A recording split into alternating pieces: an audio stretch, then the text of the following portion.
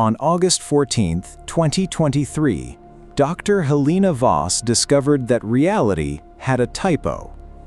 It was a frog, except it wasn't. It was quartz, except it was alive.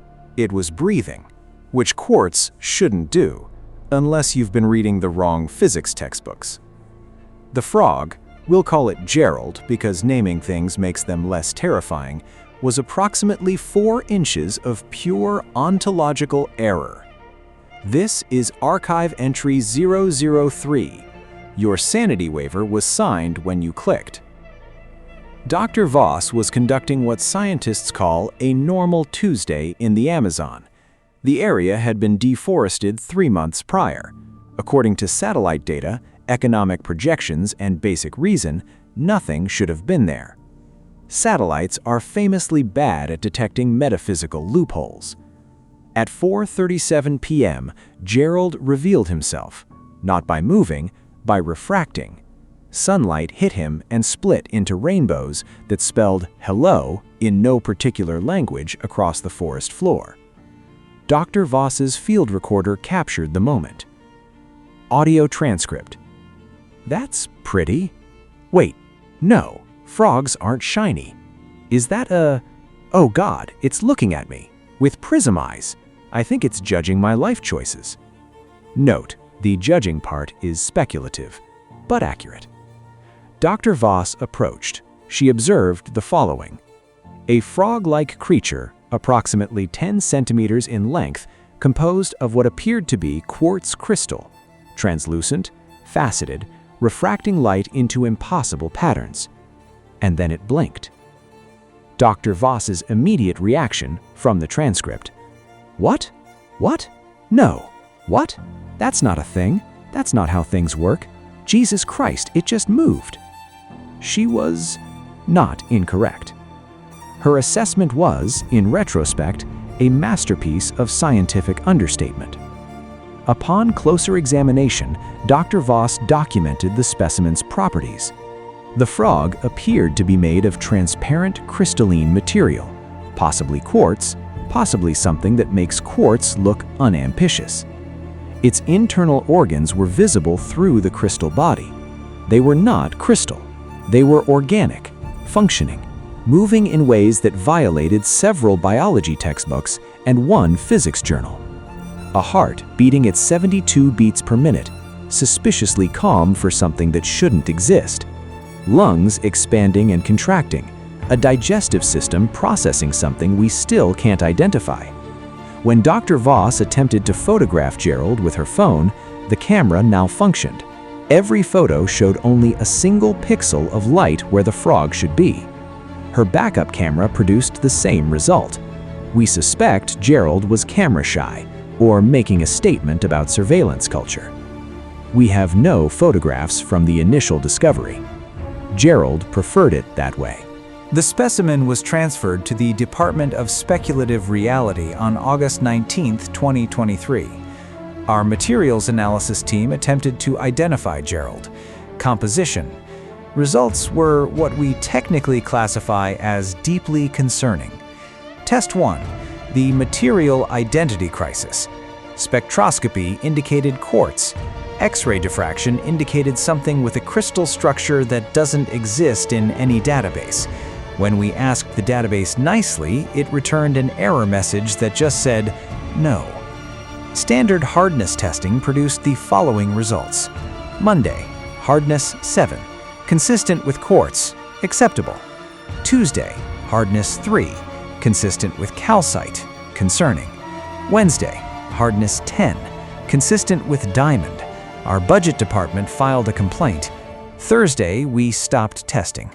Gerald had, by our best estimate, achieved sentient malicious compliance. Test 2, the biological impossibility. Veterinary examination confirmed the presence of organic systems within the crystalline structure. The heart functions, the lungs function, the nervous system appears intact and possibly judging us. However, the specimen requires no external nutrients. It doesn't eat, it doesn't drink, it doesn't excrete waste. Current working hypothesis: Gerald metabolizes human confusion. This would explain why he seems very well fed. Test 3. Genetic analysis. We extracted a tissue sample from Gerald's right foreleg. The sample looked at our equipment for exactly 6 minutes.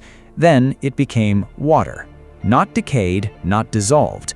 It looked at the genetic sequencer and said, "No thank you," and became Evian. The wound on Gerald's leg healed within 20 minutes. No scar remained. He gave us a look. We apologized. Pause. Test 4. Intelligence assessment. We conducted a standard mirror test. We placed Gerald before a reflective surface to assess self-awareness. Gerald looked at his reflection for 30 seconds.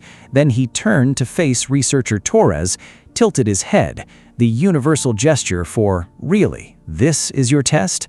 Torres requested a transfer to accounting the same day. We approved it. Accounting has fewer existential questions. Some staff members have reported that Gerald watches them in what they describe as a knowing way. Researcher Chen elaborated, "It's the same look my cat gives me when I pretend to work from home but actually just watch Netflix." We find her assessment credible. We filed this finding as a formal theory. Morale. On September 3, 2023 at 2:33 a.m., because of course it was 2:33 a.m., Gerald sang. Not croaking, not typical amphibian vocalizations, not any sound we have classification for. Our audio team's official description: if a wind chime had an existential crisis and decided to explain calculus. The sound lasted exactly 4 minutes and 17 seconds. Every person within 200 meters of Gerald's containment unit reported the same dream that night. 37 individuals in separate locations all dreamed the following: a rainforest, not the Amazon, somewhere else, somewhere that has never existed on any map, satellite image, or geological record. Trees growing in Fibonacci spirals, rivers flowing in 4 directions simultaneously, including up, a sky that was purple, but also, somehow, conceptually, Tuesday. And in the center of it all, thousands of crystal frogs, all singing in harmony. When witnesses woke, they all reported feeling homesick for a place that doesn't exist. Security footage from that night shows Gerald sitting completely still in his containment unit, but the audio track captured something. Every speaker in the building was playing the same frequency. A frequency that, according to our audio equipment, doesn't exist on the standard spectrum. Gerald has not sung since. We now play ambient music in his containment area, classical mostly. We thought it might help. He seems to prefer Debussy. We've documented this preference in his file under Concerning Aesthetic Opinions. We're not sure what disturbs us more, that Gerald has musical preferences, or that his taste is better than ours. Management has requested we stop comparing our own taste unfavorably to the frogs. Morale again. On September 15th, we provided Gerald with environmental enrichment, moss, stones, a shallow water dish. We also, as an experiment, included a small tray of sand.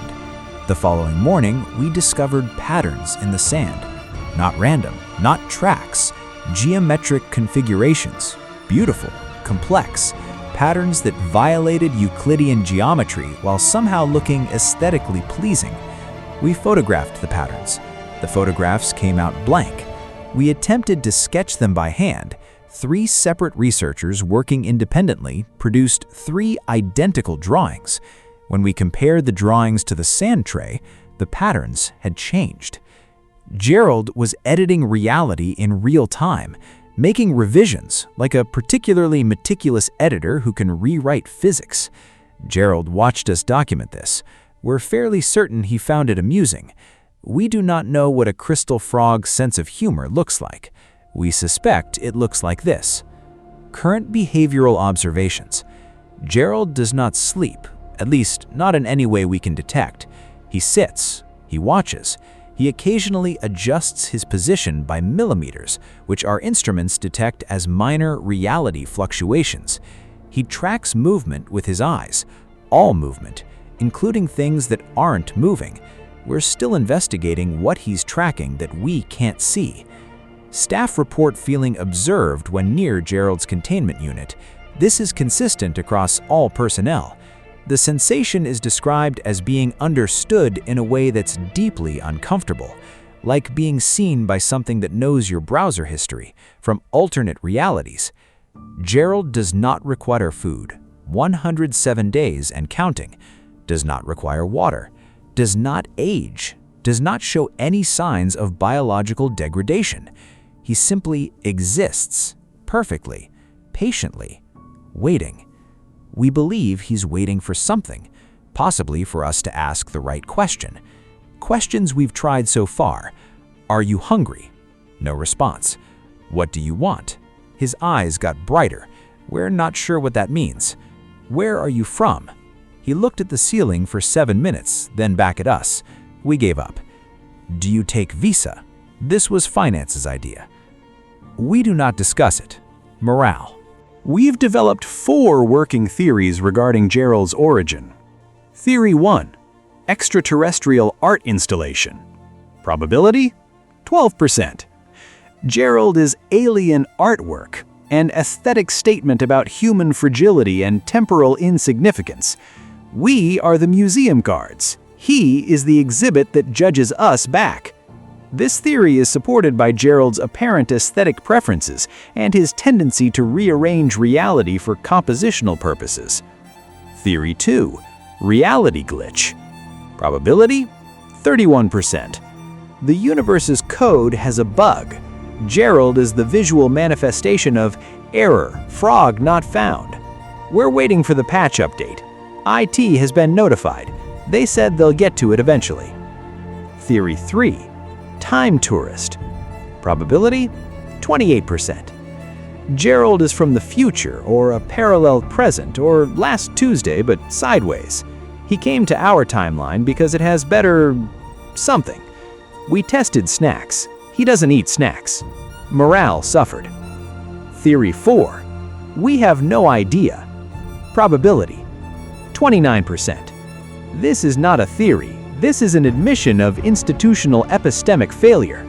We filed it as a theory anyway. Morale. The deforestation paradox. Gerald appeared after deforestation, not before. Satellite imagery confirms. No crystal frogs before logging. Multiple crystal frogs after logging. This presents 3 possibilities. 1. Deforestation summoned him. We're not sure how corporate logging contracts intersect with summoning rituals, but we're investigating. 2. Gerald was hiding from the trees. Perhaps trees know something we don't. We've started a Plant More Trees initiative. Human Resources is confused. Gerald watches our reforestation efforts with what we interpret as approval. 3. The trees were hiding us from Gerald. This is the possibility that keeps our security team awake at night. Dr. Voss submitted her final report before requesting reassignment. Her closing statement reads as follows. I found it in a dead forest, a place where nothing should have been alive, and it was the most alive thing I'd ever seen. I don't think I'd discovered Gerald. I think he allowed himself to be discovered. And I don't know if that's beautiful or the worst thing that's ever happened to my career. Every night since that day, I dream of that forest, the one from the shared dream, the impossible one with purple Tuesdays and upward rivers. And in the dream, there are thousands of them, all watching, all waiting, all singing. I wake up homesick for a place I've never been, for a timeline I'm not part of, for a version of reality that maybe never existed, or maybe always existed, and we're the anomaly. End statement. Dr. Voss now studies coral formations in the Pacific. Coral is predictable. Coral follows biological rules. Coral doesn't look at you like it knows you're going to have an existential crisis at 3 a.m. next Thursday. We approved her transfer. We understand. Gerald remains in containment, sublevel 3, climate controlled. Temperature 22 degrees Celsius, humidity 75%. Lighting cycle mimics Amazon rainforest conditions. Mood inscrutable. We watch him, he watches us watch him. It's extremely meta. Our philosophy department has requested access for observational studies. Request denied. They have enough existential crises. Staff continue to report feeling understood when near Gerald. The sensation is described as being perceived by something that comprehends you better than you comprehend yourself. One security guard said, "He knows what I'm going to do before I do it." I was going to grab coffee. He looked at me. I sat down instead. I don't know why. It felt correct. We've stopped asking questions. Sometimes at 3 a.m., our security cameras catch Gerald moving. Not walking, vibrating. Almost like he's laughing. We don't sleep much anymore. Last week, we received a report from our Brazilian field office. Another specimen found.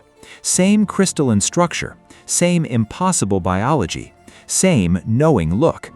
This one was singing when they found it. Singing Happy Birthday in 4-part harmony to nobody. We sent a containment team. When they arrived, the specimen was sitting next to a birthday cake. There was no birthday, no party, no logical explanation for the cake. The cake was real, store-bought, vanilla with buttercream frosting. Someone took a bite. It was good. They don't know why they tasted it. Gerald's Brazilian cousin watched them eat. Nobody has explained the cake. Nobody wants to be the one who explains the cake. We now have 2 crystal frogs. They are not in the same facility. Security protocols. But sometimes, late at night, both specimens turn to face the same direction, as if listening to something we can't hear. We're beginning to suspect Gerald isn't an anomaly. We might be. The crystal frog persists, watching, waiting, refracting light into patterns that make our physicists question their degrees. Reality is supposed to follow rules. Gerald didn't get that memo. Or he wrote his own, in sand that changes when we're not looking. And now there are 2 of them. Department of Speculative Reality Risk Assessment, escalating. Recommended action, continue observation. Plant more trees, keep the Debussy playing, for morale. Gerald seems calm, for now. Next time on Archives Division. Archive Entry 004, The Clockwork Heart. Discovered, Victorian Vault, London, 1823. Item, 1 mechanical heart, still beating after 200 years. Power source, unknown. Engineers estimate it should have stopped functioning around 1827. It's 2025. The math doesn't work. Current status, the heart has developed musical preferences. It's learning to play piano. We're teaching it Chopin. It prefers dubstep. Last week, it requested sheet music for a song that won't be written until 2047. We don't know how it knows this. We don't ask anymore. The heart beats in 4/4 time, except on Thursdays. On Thursdays, it beats in 7/8 time. We've stopped questioning it. Archives Division, cataloging what shouldn't be, documenting what makes physicists reconsider their career choices. Some things are found, some things find us. Gerald watches us file the reports. Department of Speculative Reality, where reality files complaints against itself for morale.